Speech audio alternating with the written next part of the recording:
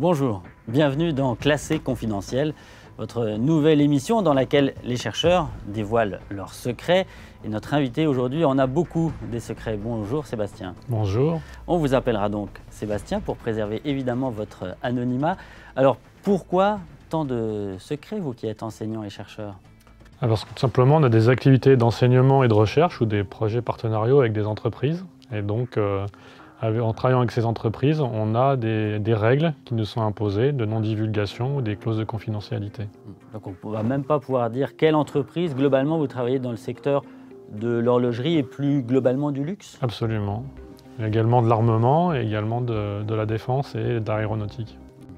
Donc vous travaillez, vous faites des études, des recherches, des expériences pour ces industriels et vous ne pouvez même pas parfois publier, ce qui est pourtant souvent la base de la recherche et en plus la façon dont vos carrières sont évaluées. Oui, c'est une difficulté. Alors moi j'ai pris ce pari qui a été gagnant pour mon évolution tout de même, mais effectivement on ne peut pas toujours publier, notamment quand on a des clauses de confidentialité. Aujourd'hui, il y a des travaux qui courent. Aujourd'hui, je ne pourrai divulguer l'information qu'en dans une vingtaine d'années. Donc ça peut poser des problématiques. Mais on peut avoir également des brevets qui sont valorisés avec ces entreprises.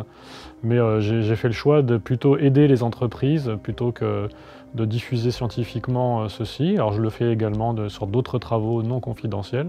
Et donc ça ne pose pas de problème dans ce point de vue-là. Et ce n'est pas un secret juste pour nous, parce que là on diffuse sur les médias, même au sein de votre labo, vous ne pouvez pas en parler avec vos collègues. Non, absolument. La confidentialité touche des personnes. Donc nominativement, on sait qui travaille sur ces projets-là. Donc j'ai une équipe avec laquelle je travaille très resserrée.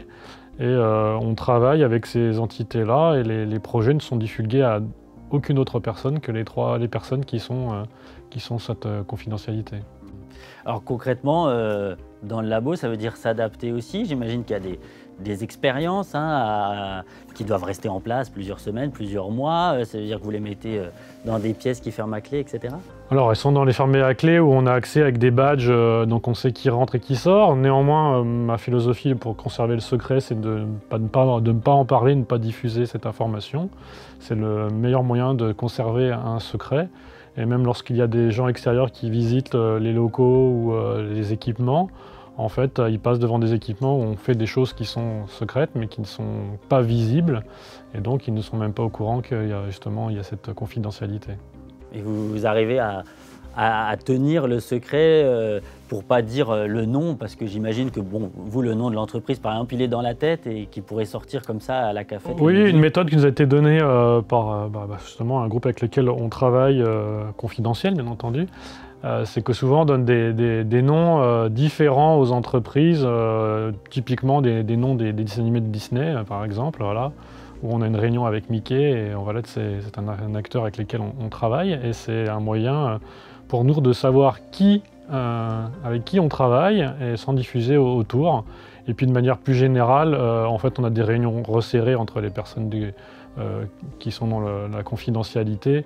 Et là, on peut parler des entreprises avec lesquelles on travaille, mais une habitude qu'on commence à avoir et que j'inculque également à mes élèves, ou doctorants ou élèves de l'école, quand on travaille avec des industriels, eh bien, c'est d'arriver à trouver un argumentaire différent pour parler d'un projet sans qu'une personne extérieure soit au courant avec qui on parle.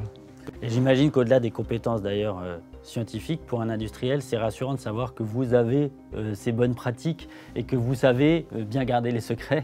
Oui, alors c'est l'avantage de la recherche qu'on dira partenariale, c'est aussi ça se construit. Donc c'est-à-dire qu'au début, comme tout le monde, on ne connaît pas vraiment.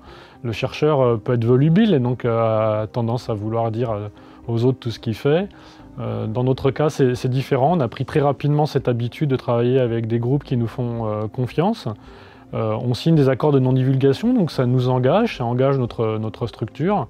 Et donc on suit ces règles scrupuleusement parce qu'on a des partenariats depuis très longtemps, on souhaite les garder. Et du point de vue des industriels également, ils nous font confiance. Donc c'est comme ça que la confiance est mutuelle et qu'on peut développer des projets très ambitieux. Merci beaucoup. Donc on a compris que vous travaillez pour des grands groupes comme Mickey ou Donald, du coup, par exemple. Absolument. Merci beaucoup, Sébastien. Merci à vous.